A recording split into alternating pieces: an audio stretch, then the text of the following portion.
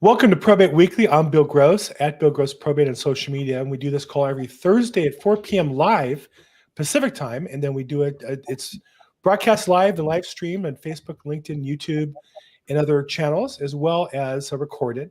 And I get asked often about how do I get started in building my probate business. I'm really excited to have today a friend, a colleague, a fellow guest at a couple of shows that I've sit here and watched in the last few years really help himself build his probate business and some related enterprises.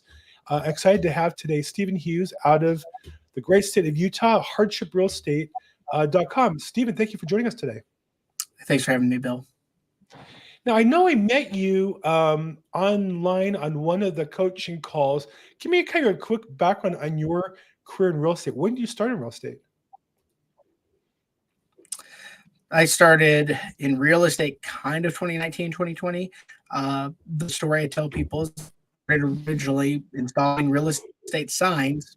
I was around a lot of different real estate agents and brokers. I wasn't looking to go into real estate. It kind of happened. I was very interested in it. And I tell people, and they sometimes don't believe me, that I had no idea really what a real estate agent was because I didn't own a house at the time, never really came across in my life.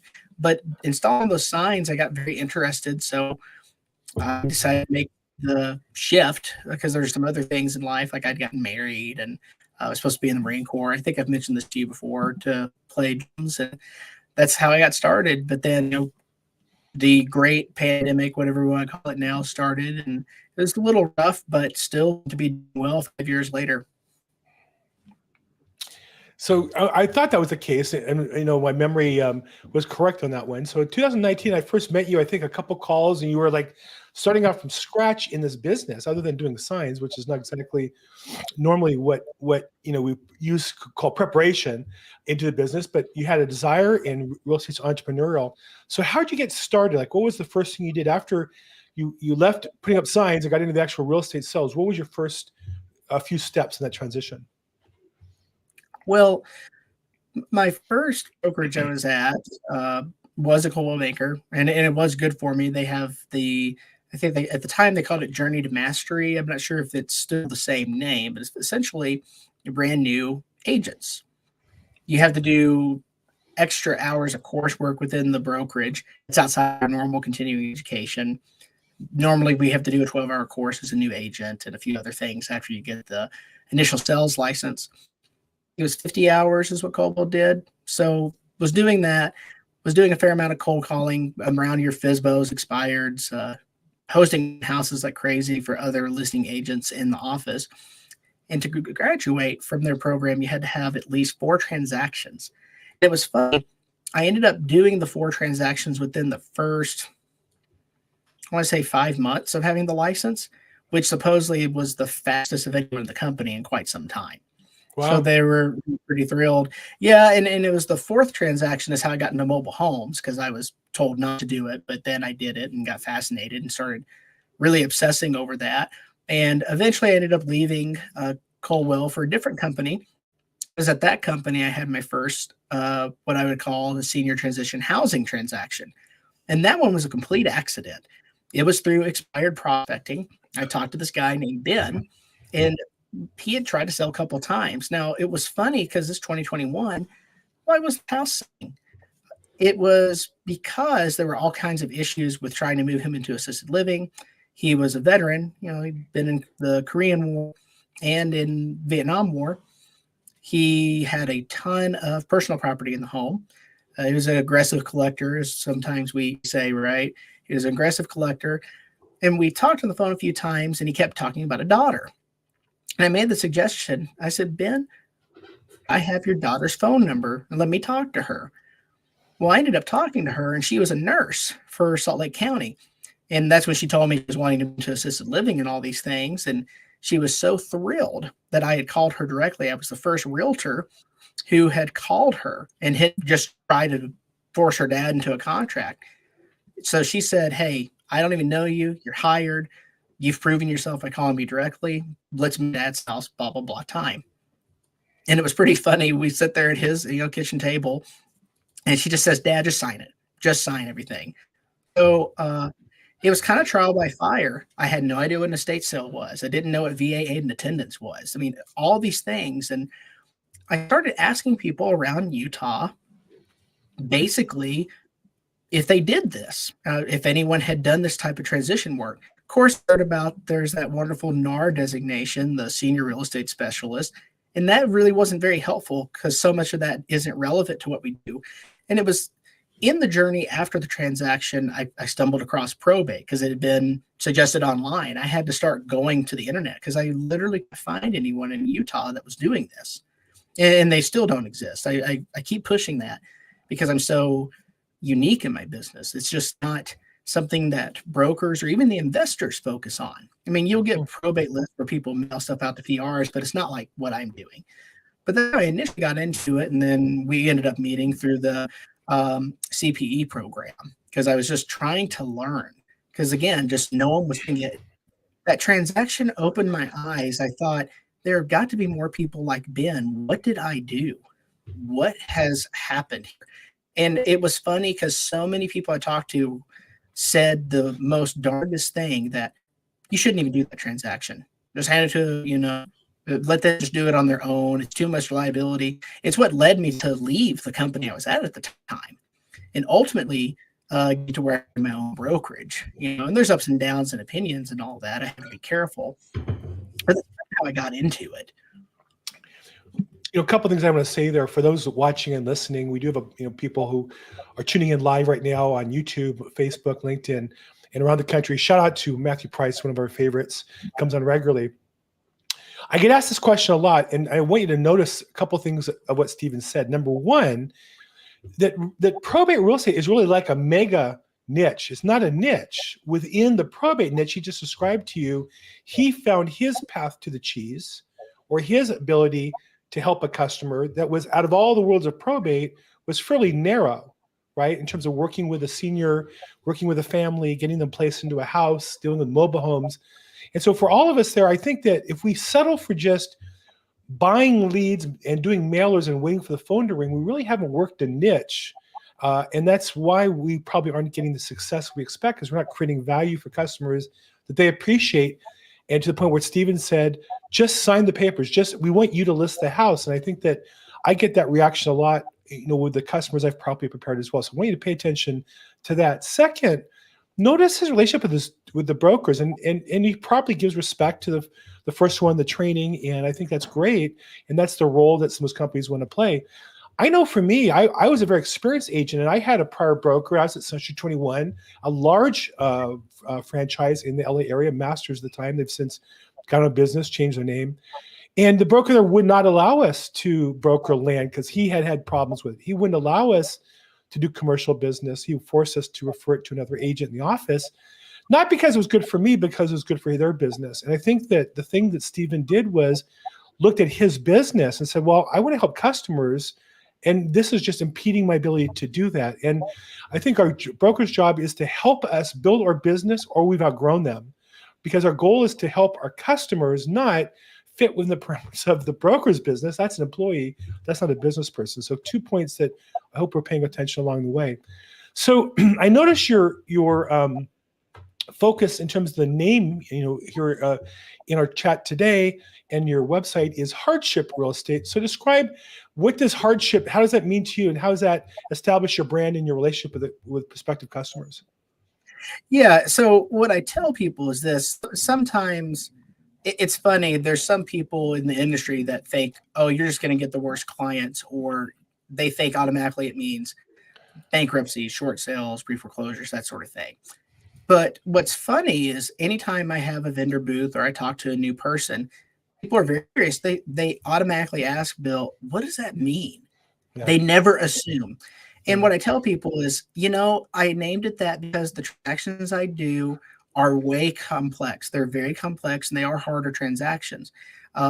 Maybe there's a short sale involved, but that's not something I really focus on. These are highly specialized transactions, because I do the mobile homes with and without land. There's so many extra steps compared to your, what I call general real estate. We're talking in the residential world. I'm not even talking about commercial. And then you have what I'm doing, where there are so many steps. It's funny you talked about, I said it in my story where they signed the paperwork. I had a listing appointment today. And what's funny is I found out who her attorney was. She mentioned to me on the phone. And I was like, hey, I know him.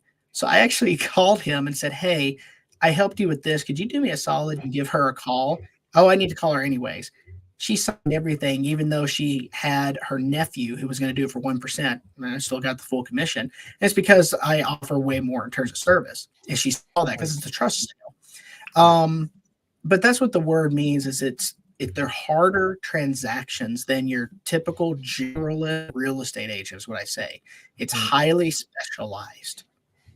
The thing I like about you, I don't think I ever said this to you, but so we'll do it now publicly. You hit on the nail the attitude of somebody who is going to be successful in this niche, which is most realtors. I don't know if you get these phone calls. I get phone calls regularly from agents saying, well, what's the easiest way to build a probate business? What's the easiest way to get listings? And I say, well, I have no idea, because I'm not looking for the easiest way. The opposite, I think that the more problems people have, the more opportunity I have to solve problems. I get paid to solve other people's problems. So I'm not looking for easy. Now, I'm not a masochist, and I don't want to work. I only work a certain number of hours. I'm very committed to my family and my community and other things. But I don't look for the easy way. I look for the way that's going to create value for my customer. And that often means doing things other people don't want to do so that people want to work with me instead of other people. And I think you hit that from the very beginning. I don't know if that's a cultural thing from where you live or how you're raised or what. Let me ask you, how did you get into the concept of focusing on the customer's needs rather than just what's the fastest way to make a commission dollar? I think it's just because it's multiple things. My wife says I'm a type A personality or red personality. I think there's like books on this. For me, it really bothered me having gone through the course and watched a bunch of videos. I really believed in what a real estate agent and realtor is supposed to be. But then I'd see fellow professionals, and I want to be careful here because I don't want to come off as too negative, because I have a tendency to do that, where it really was just about a quick transaction. Let me just do a contract and then I get, $10,000, $15,000. I didn't like the fact that so many agents would either do something that was outside their wheelhouse and they had no idea what they were doing and they would just lie to clients, or you have clients that constantly complain, what did I pay for? I feel like I never get asked that question of like, why would I pay you? And part of that comes from my frustrations as a consumer, and it's outside of real estate. It's like I said recently, you go to so many businesses, and if there's an issue, they do gaslight you, and it's always your fault as a customer. I tell new clients every time, look, if there's a problem, I really want you to call me and talk about it. And if I made a mistake, I am going to fix it. And I said, no business does that anymore. People think that's something that, every business does that. No, they really don't. No. You are always right with the customer nowadays. So a lot of it's personal frustration. But it's also, if I'm thinking as a businessman and entrepreneurially, I got tired of being lumped in with all these other agents that aren't very good. Right. And even investors, because I'm trying to break that. And I just keep thinking, what makes me different? And I just keep, evolving and changing things and adding things. It seemed, I came up through the Mike Ferry system, and which is great training. But one of the wrong attitudes I think that come out of that is, if I'm not on the phone generating a new listing, I'm wasting my time. And you see so many real estate agents who almost hide their phone number, hide their email. And I will regularly say to people, look, you can call me anytime you want. My phone number is everywhere. My email is everywhere. I don't always answer the phone, right? I'm doing this podcast. My phone's on Do Not Disturb. But I return my phone calls every day within the same day. And I'll get back to you. And if you're a customer, I would say to them, I have nothing else more important in the world than to make you happy. That's my business. If you're not happy, nothing works. If you're happy, everything works. So I don't want you to hesitate to call me. If you don't understand something, it's because I didn't explain it or anticipate it. It's not your job to understand things. It's my job to help you, educate you and guide you and show you so that you understand things. And I think that's the attitude. When you and I started both, I think you were with Chad Corbett through the Probate Master Program. That's what separated his training from everything else I'd ever done. It was the first time in real estate that I was shown a path that if I just focused on this, creating value for customers, the rest takes care of itself. And if I don't, the business is miserable.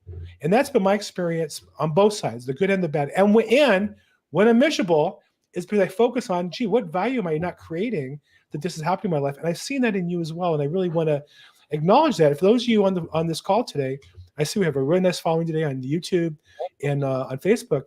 Feel free to jump in and ask questions here. Here's a chance to talk to somebody. For those of you looking to either start your business or to get it launched properly, or to maybe add the probate business to what you're doing, here's a guy who I've watched do this in the last 5 years and do it, I think, properly.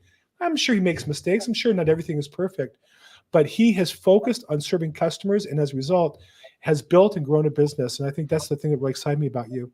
So let's talk just real quick. Let me do some housekeeping, kind of just share people where we are, and then hopefully we'll get some questions from our audience.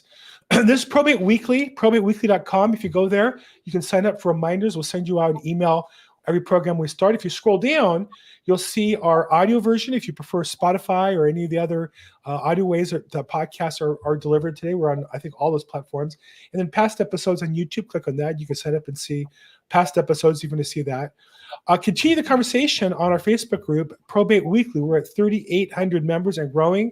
I have agents on here who put referrals for listings or sales in other states, looking for attorneys in other states, and also post your probate-related content here. I'd love to help you build your business.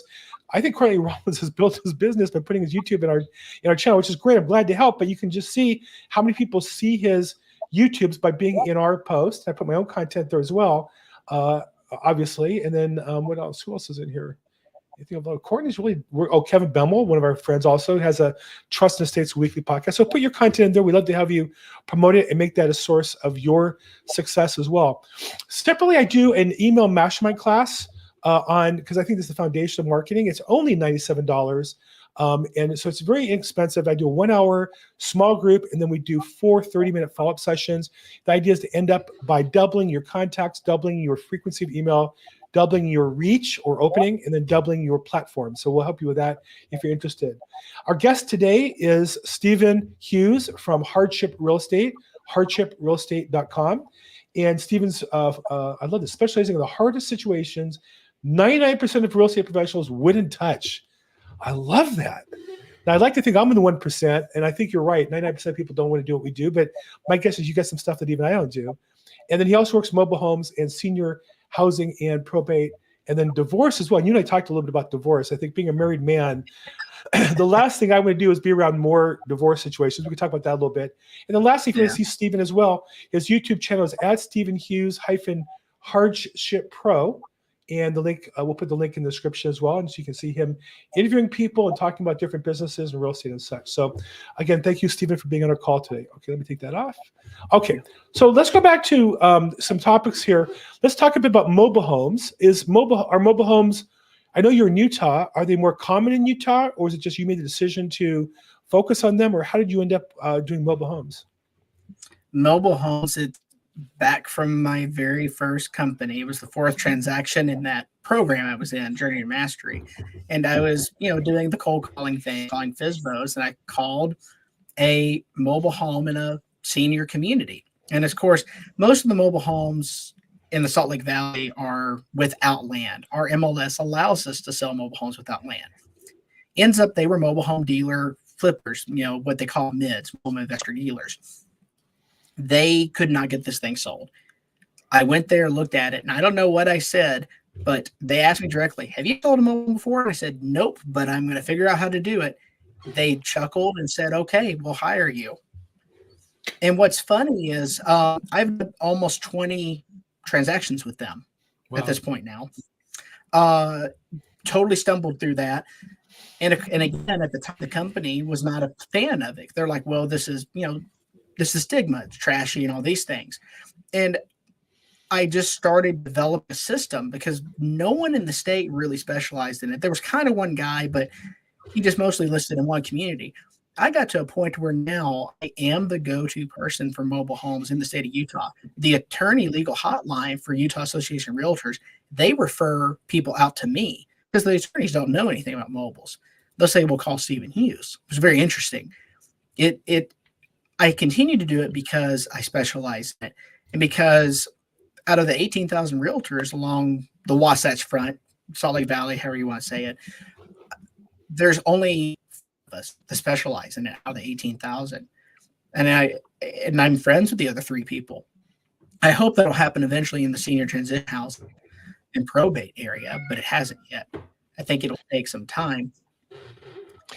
It's interesting. I know there are people who look down on, and we talk about the business, and they'll say, well, I don't really do, probates in South LA where there's, multiple family and ghettos and squatters and trash and gangs and stuff. And I say, that sounds like my inventory. But you know what? When the escrow closes, that money wires my account and deposits, and at the same time, I have a customer who I helped. In many cases, my customer is living in a nursing home. That's all the money in the world to them. Their mother left them that money. Their spouse left them that money. So I'm not at all ashamed. I don't care how messed up the property is, personally. And when people look down their nose at this stuff, it's a business at the end of the day. It's not about selling Gucci handbag. I would sell reused handbags if it was a handbag business, as long as there's a margin in it. And more importantly, as long as the customer is happy with what they bought. I think that's what we're doing, is helping people in some difficult situations. So no stigma. So as far as mobile homes, is that related to probate, or are those just 2 separate pieces of the puzzle that you're working with? There's overlap. It's really funny you mention it. So a couple things here. Obviously, for seniors, they still, for whatever reason, think a 50-plus mobile home community is this great downsizing option. So that actually helps me some with senior transition housing. It comes up a lot. There's overlap there. I have done a couple of probate deals that were mobile homes. Mm-hmm. It's happened. A couple bankruptcies, evictions, sort of thing. So I've rubbed shoulders with a couple of attorneys because of it. There's overlap, unfortunately, because of the lack of 55-plus communities that we experience here, much like the rest of the country. Yes. So the mobile home thing has changed somewhat for me. The economics changed so much here in the past year that outside of Salt Lake County, mobile homes in parks where you pay lot rent, that market did crash. I can say that confidently because it's not just that I'm the number 1 guy, and I don't say that like just to boast. It is a fact, but I'm also the repo manager for Vanderbilt Mortgage. So if they do repos, I'm in charge of that, and then I'm technically a mobile home appraiser for Datacomp. So I know the space really well. Every mid that mobile home investor dealer has gone out of business. Even people that were doing it for almost 20 years in parks, they're done. They're out of business. But still I'm doing it because people are trying to sell, move out, and there's different strategies to get them to try to get real property. One of the things that we've discovered lately, and I didn't realize this until the market shifted, I started doing research, is in a lot of rural areas of Utah, you have manufactured mobile homes that are on land. So they're mobiles with land.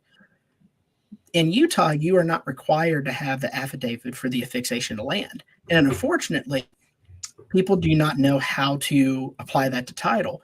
So all of a sudden, they go to sell this with their agent or by themselves. Most of the time, it's an agent in the rural areas, almost all the time. And they can't get financing anywhere. People say, oh, it's impossible to get financing. It can only be cash. Well, with the current economic situation, it's not as likely to sell.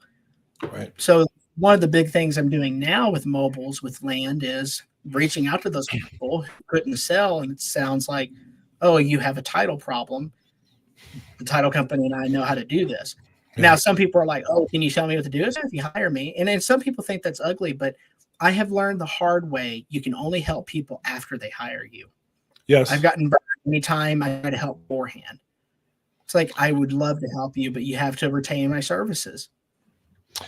Right. Well, I get that too. I get both the realtors and families will call me up and ask you questions. I'll get to a point and say, listen, I'm glad to go further than that, but I'm willing to help a lot for free, but this is kind of the limit of what I do.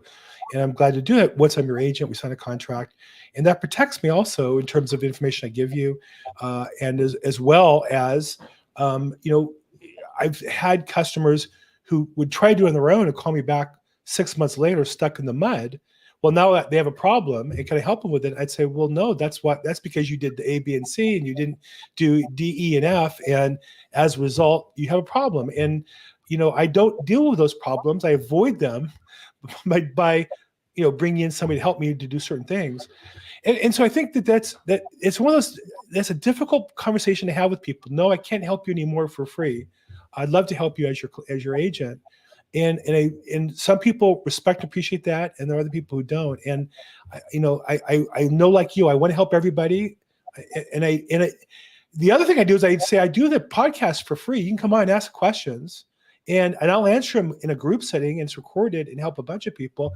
I just don't want to have individual one-on-one coaching sessions with non-clients, because then, number one, I'm not getting paid. Number two, other customers aren't being helped either. And so it's one of those things where you have to draw the line. It's very difficult. And I feel your frustration, because you want to help people, and you really want them to say, oh, okay, great, I'll hire you. And many do. And we appreciate those. And then there are a few that don't. And they're just knuckleheads. I don't know what to say. They want to do it on their own. And, they deserve, I remember in the old days, I used to be in the mortgage business, and I used to always send those borrowers who wanted to negotiate everything for free. I had a competitor I didn't like, and I'd always refer them to him.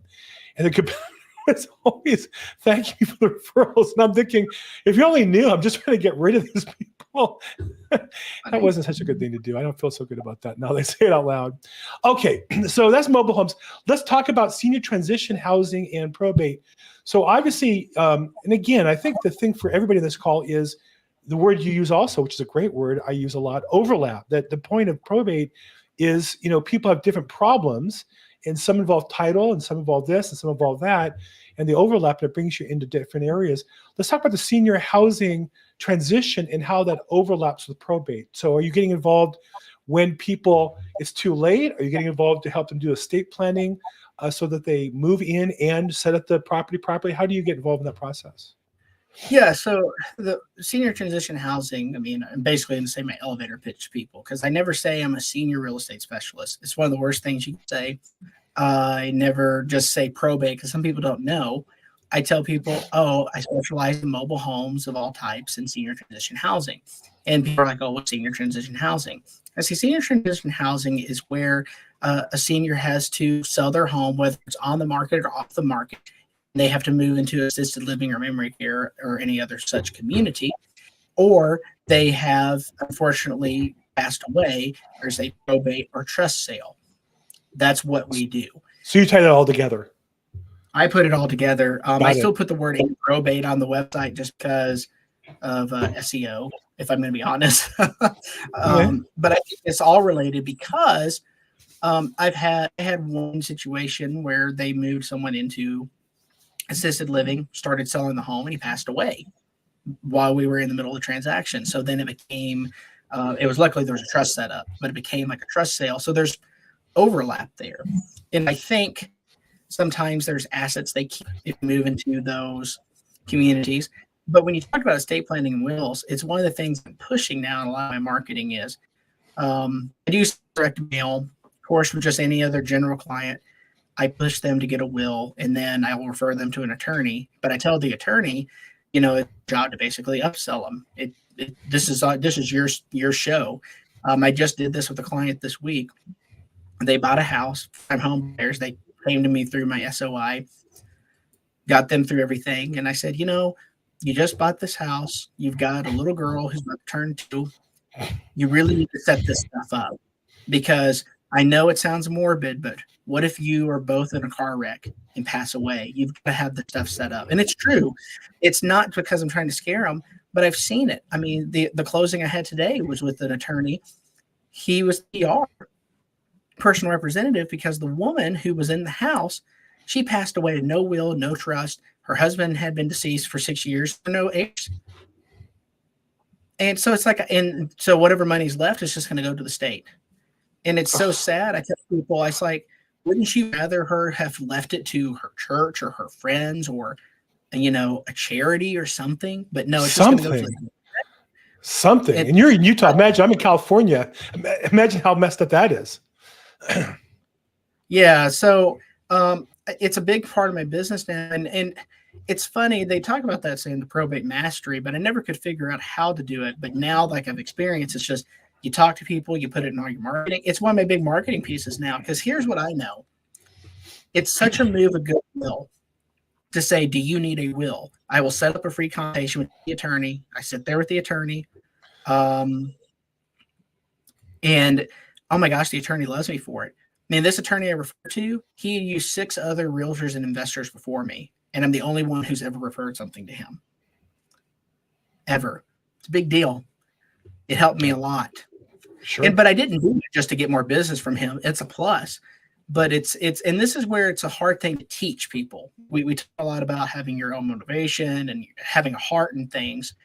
I don't think you just teach someone, hey, go into business and care about people. I think for me, at least, I had to have some experiences to feel that. I had to have some experiences to feel that. I couldn't just go and do it because I just was told to do it by a coaching program. I had to see it. And I'm like, no, I know what it's like. You know, it's the same with the reason mom needs to get out of this house because there's stairs. Because, you know, I had one situation where she wouldn't sell. She tripped, fell, hit her head on an oxygen tank, and they didn't feed for 3 days. So I've just seen stuff, you know, it changes you. It changes you. Yeah, I mean, I haven't gone through that, but I know in my case, my father-in-law, blessed memory, was sick in the hospital.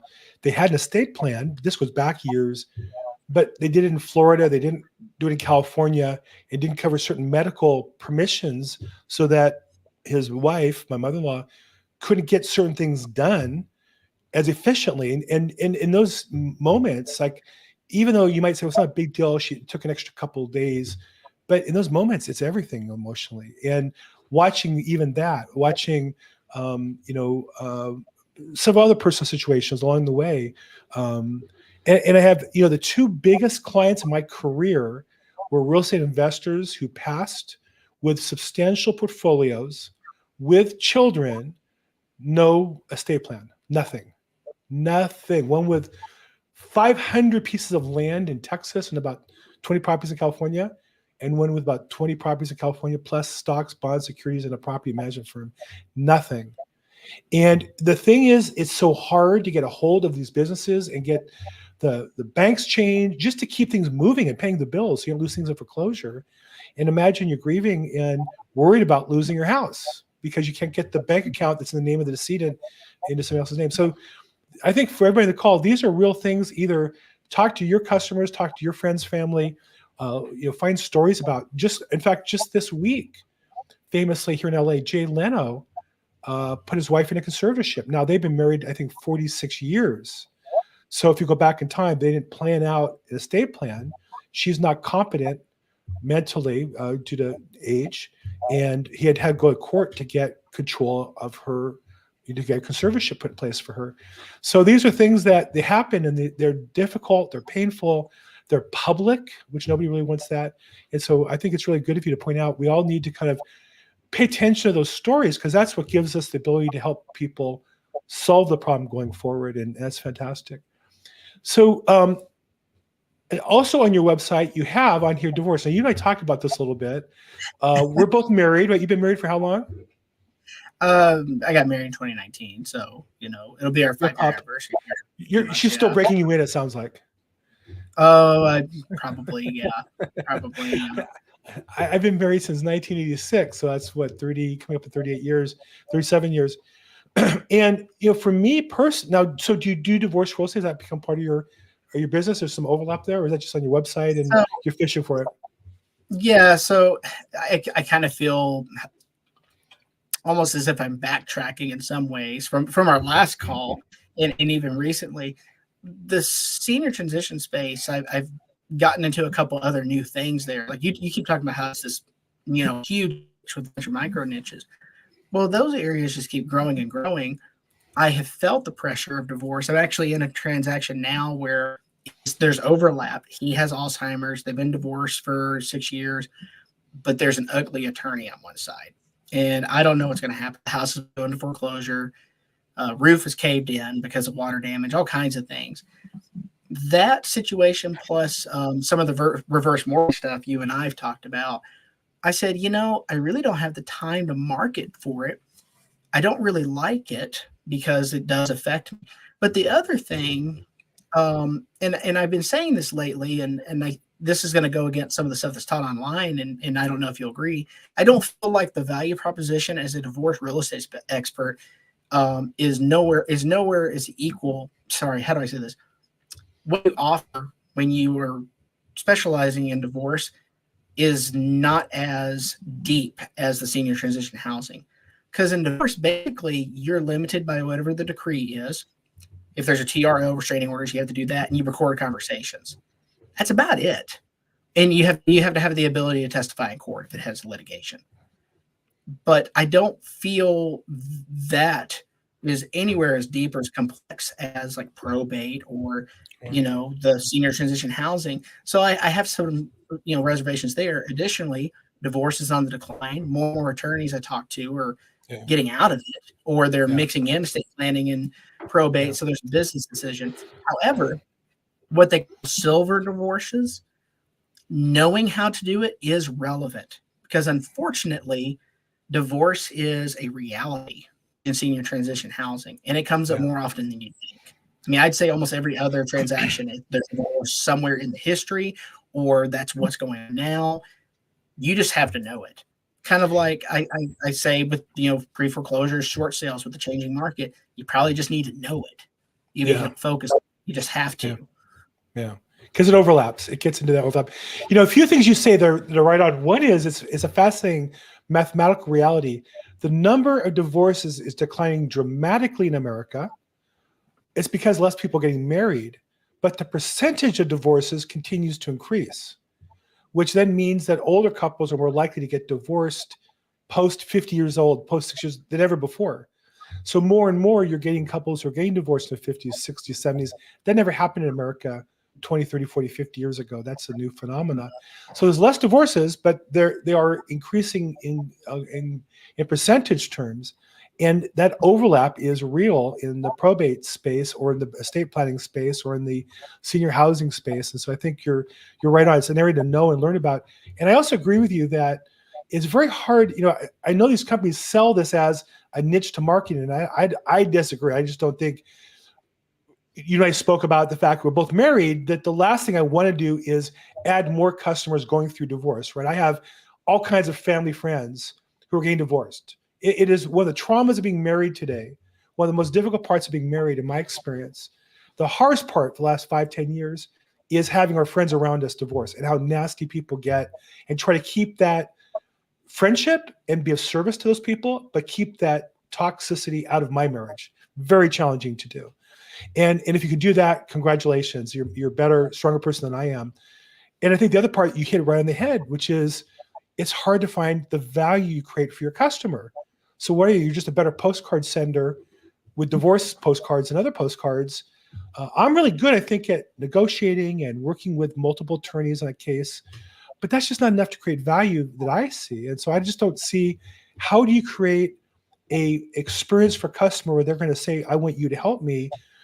Certainly a divorcing spouse who needs hand-holding, needs somebody to trust. I'm trustworthy, but that's hardly a compelling value proposition, I think, in real estate. So I'm with you 100%. I think it's it's important to know and learn the areas, but man, I would not want to be, I don't need any more divorces in my life. I have a couple I'd like to get rid of. Well, and what's crazy is even though you try to say you're a neutral third party, don't tell me. Oh, they just want to keep talking about it. Yeah. And because they're talking about it, they're going to assign what team you're on. Right. Even if you don't comment, then it's well, you don't care about me. You don't believe that. You think that's a good thing. Right. I shouldn't do a voice, but it's a no-win situation. I couldn't agree more. I think that one of the challenges we have, my wife and I, is we try to be, keep our friendships through divorce. It's been one of the strategies we've got together and say, listen, just because they're getting divorced doesn't mean we have to pick sides. Now well, to be honest, in my life, I don't think we've ever had one that was clearly in the wrong. It's just, marriage is difficult, and they, whatever reason, grow apart. And so we don't want to hate on the wife or hate on the husband because they're getting divorced. And yet when they talk to you, they want you to be on their side. Like you say, pick a team. And I would say, look, your ex-wife was a good friend of mine for 10, 20 years. She's still a good friend of my wife's. And you can vent to me, but I'm not going to get into the game of jumping on board and putting her down, because it doesn't help me, doesn't help you, doesn't help her. As a real estate agent, it's difficult because the customer wants you to be on their side. They want you to be, especially in divorce lawsuit, they really want you to be part of, the attorney team and beat up on the ex-spouse. And it's just toxic. I just don't want to get involved in that. But anyhow, okay, so there's that. So let's move on to just kind of general business. You're a real estate broker, you're an investor, you're an entrepreneur. Obviously, these are turbulent times in real estate. Our overall market's down 30%. My business was about the same last year, maybe a little more in a couple areas. So I would say net up a few percentage points, not as much as I wanted. Where do you see the market in 2024? And with all of the drama of an election, of possible wars, and the NER lawsuit, where do you see, as an entrepreneur, how are you kind of assessing the market, and what precautions or changes are you making in terms of your business to accommodate that? Yeah, there's a couple of things there. In terms of my business, I have felt my business continue to grow. Maybe it's because the times are hard, or I've gotten smarter. There's some things that I just keep figuring out that are really working for me. And it seems like I'm somewhat impervious to the trouble of the market, because in the end, people still sell real estate. Yep. I'm not having the hard times other people are. I get so many like things really bad for realtors. I get lenders that call me and say that, and I say, well, not for me. That's probably why you're calling me, right? And it's a little insulting, because I'm like, right now along the Wasatch Front, out of the 18,000 agents, in terms of total number of transactions, I'm number 9. Wow. For year to date. Wow. And last year I finished, somewhere around there. And I want to keep those numbers. So I push. And there's a lot I have going on in terms of the marketing and things within these niches. And it's important for me to have an appointment every day and some other things. In terms of the general real estate market and the NAR lawsuit, the NAR stuff does not affect me, because it just makes us like commercial agents or people in Australia. I think in the end, it's going to get out of make a lot of people who were part-timers and inexperienced to finally leave the business. We have way too many of those people in Utah, just like anywhere else. I need those people out of the business. They give me a bad name, make my job harder. It makes it very difficult. I think in terms of real estate and economics, some of that is outside my pay grade. I think things are going to get harder before they get easier for Americans. I do think the war is happening. I imagine in the next couple of days, based on what I'm reading. I was also in the military. Not just for music, but even I was going to be an officer and other kinds of things. There's 2 different times in my life for that. So I follow foreign wars very, very closely. It's kind of, maybe it's a hobby or obsession of mine. And I'm fairly certain we will go to war, and it won't be just like Afghanistan and Iraq. This is going to be a very big deal that we haven't experienced in decades. And that will affect our economy in ways that people haven't imagined. So for me, I always try to pay down debt. I try to pay things in bulk, or I try to combine things. It's like I'm making good money. I'm about to change my phone plan to bundle it with my internet plan to save like $30 a month. And some people laugh at that stuff. I still drive a car that's been 2 wrecks. People, again, like, why don't you buy a new car? It's like, well, because I don't want to spend the money on that right now, because I don't know what's going to happen in 6 months. I'm a little paranoid, and it makes it hard, because saying it out loud, people can give you weird looks and stares. I think for people in the business, it's time to commit to be a full-time professional or get out. And I really mean that on the investor side and on the agent side. Commit to being a full professional or get out. And that's not because I'm afraid of competition. I don't think it's good for your family. Right. Like, you either have to do this full time, or you have to go get another job to help your family and yourself. And that's just pure economics. That hopefully that answers your question. There's a couple of things. No, thanks for sharing that. I don't know that I agree with you in terms of the imminence of war, but certainly it feels like at any moment, I feel like the rubber band's pulled very tight, and whether it breaks next week or next month or next year or 2, it definitely feels like it's going to break, and it's going to be ugly. It's going to be more like my mother described the Depression than what we went through in 2008, 2009. And I couldn't agree more. And so, yeah, I think, if you're making good money, I have no debt. I have, my car is a paid for blank. We have 2 paid for blanks. And, I bought a Tesla. I bought it through my stock plan. I bought enough stock to buy a Tesla, and I made good money on the stock because I love to drive a Tesla, but I don't want the money tied up in a car. I want the money making money for me, and I work hard and provide for my family. My family depends on me. My community depends on me, and I believe, just like the COVID was more emotional, there are going to be people who are going to need us help financially, and I want to be a person that can help and do all that. So I think financial prudence. If you're worried about the market, then do something about it. Cut costs, make more money, invest your money, get some value for it. And I'm big on saving money too. We don't have any streaming services. I can go through all the things in life. It's funny, where I live a block from a major boulevard in West Los Angeles. So we live there because it's a Jewish community where we can walk to synagogue. So it's kind of a whole Jewish community. A teardown lot sells for about $2 million in my neighborhood. So it's a nice neighborhood. But there are a lot of people like us who, could barely stay in it, and we're here and we're not going anywhere, but we're not buying a new house here. We're here 25 years.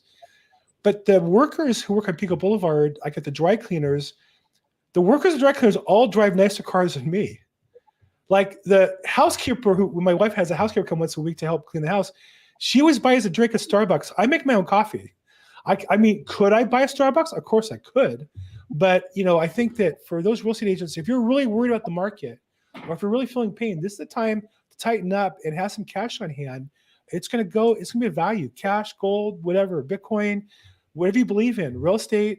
This is the time to take advantage of the opportunity rather than just cry about what might happen and be scared. So I appreciate you sharing that, Stephen. And like I said, I don't know if I agree with your prediction as far as the imminence of war, but it definitely feels like something bad's about to happen. And it at 65, maybe my sense of soon is a year or two, because time goes really quickly. If you're not doing something, time moves really fast. So, okay. So that all said, where do you plan to be with your business, let's say over the next 5 years, or do you have a plan in place that with some kind of future goals?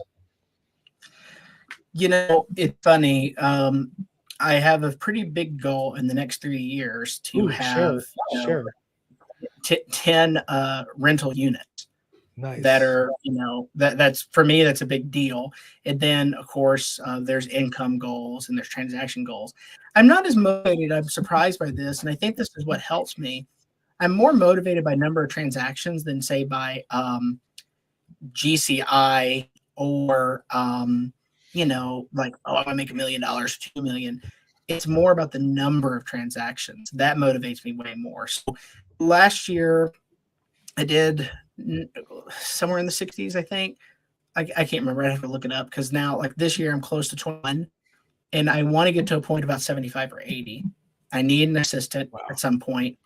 I don't want really any other agents underneath me.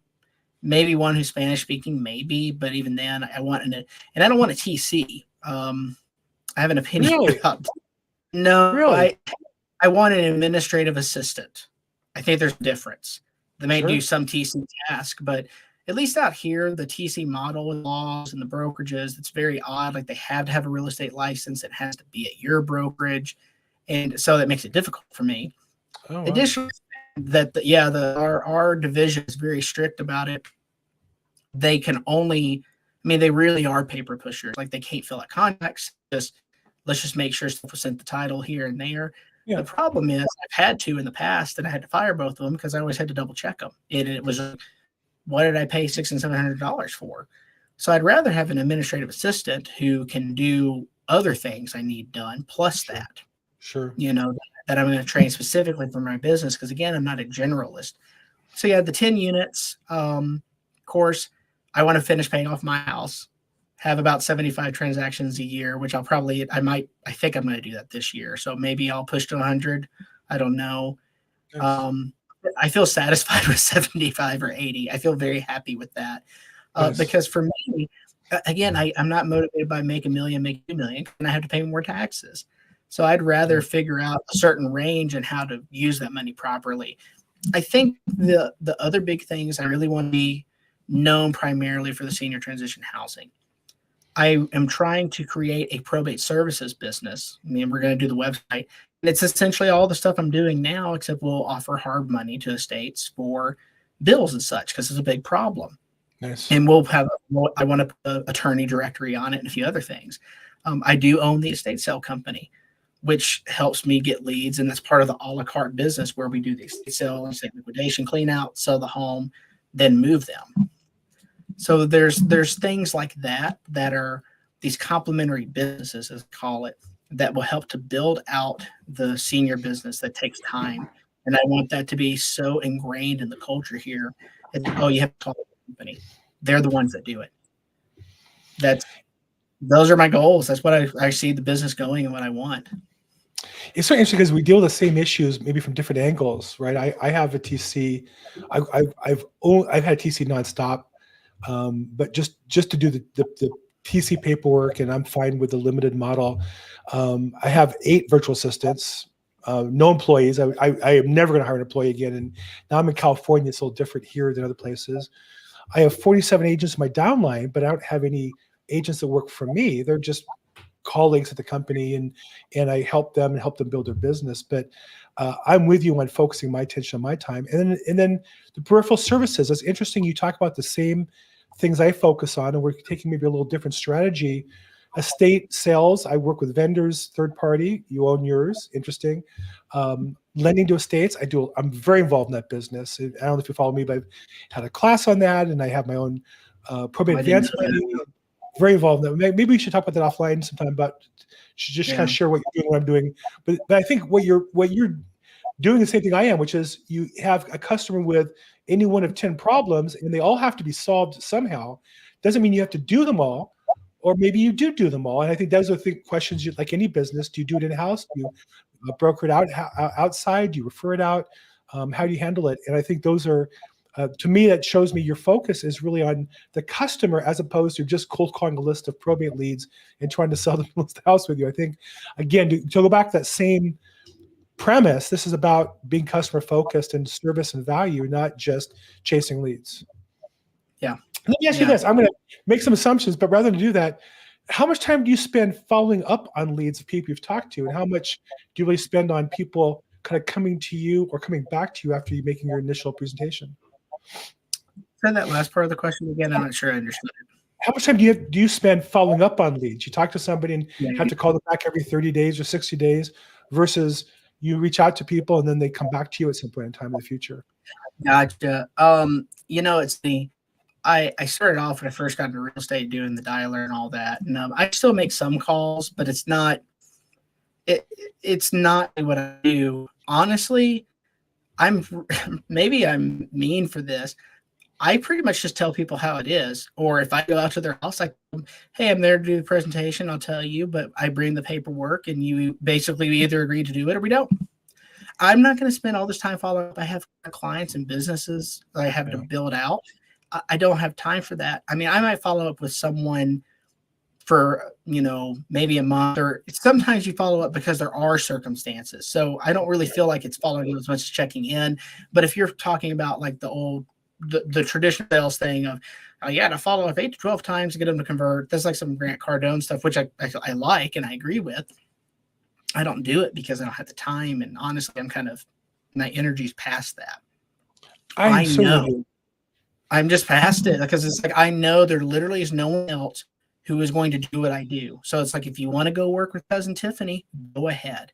But I've gotten calls. You're going to ask. I've gotten calls. It's like, Stephen, we worked with Cousin Tiffany, blah, blah, blah, blah. Well, do you have a paperwork with her? Yes. Well, unfortunately, I can't talk to you about it because you retained her as your agent. I had that with a guy the other day, blah, blah, blah. I don't know what she's doing. Well, once the contract expires, or if you choose to cancel and fire her, please give me a call. But as of now, I just can't help you. They made their bed. But it doesn't happen all the time. It happens. I want to work with people who want to work with me. Now, sometimes I get referrals from attorneys who want to work with me, but their clients are just knuckleheads. And I actually have 2 right now. One, I listed, we have an offer, full price, ready to go, and I just can't get her to sign the offer. And I know that at some point we have to close the escrow. There's a lot more work to do. She's just too lazy, inefficient, unproductive, crazy.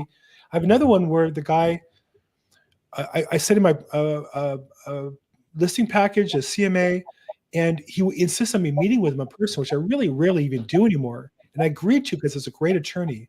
The customer canceled the appointment an hour beforehand, told the attorney my commission was too high, which was 5%, pretty common in my market, not higher than average. People do 6 and 7 on probate. But he's never to my phone call. I've called, because the attorney, I've called him 30 times, text and email. And the attorney recently said, have you talked to him? No, he's never to my phone call. I don't do that for the consumer. I do that for the attorney to say, I'll kill for you. If you're my attorney, I'll do what I can to help you out. But at the end of the day, as I said to him, you need to find another agent. He doesn't want to work with me, and that's okay. Like, I can't make him want to work with me, and that's his mistake. And the attorney knows it. In fact, that's why the attorney keeps coming back to me and trying to get rid of the deal. He keeps bringing it back because the attorney knows I'll carry his water for the deal, and the other agent doesn't know what he's doing. But that's what it is. Well, look, Stephen, obviously you and I talk quite a bit, and we could talk for hours here, but we're coming up to the end of the hour. So let me just first say I really appreciate your sharing throughout our relationship over the last 5 years, your path, your growth, your success, your setbacks, and I think sharing as well those helps people understand this is not a straight path towards growth. And then second, congratulations on everything you've done. It's been very inspiring and exciting to watch you grow and build a business from scratch. Thank you. And for those of you on the call today, if you want more of Stephen Hughes, Hardship Real Estate Pro, his website is hardshiprealestate.com. And there's a picture of his smiling face. And there's all kinds of buttons to click on, more information.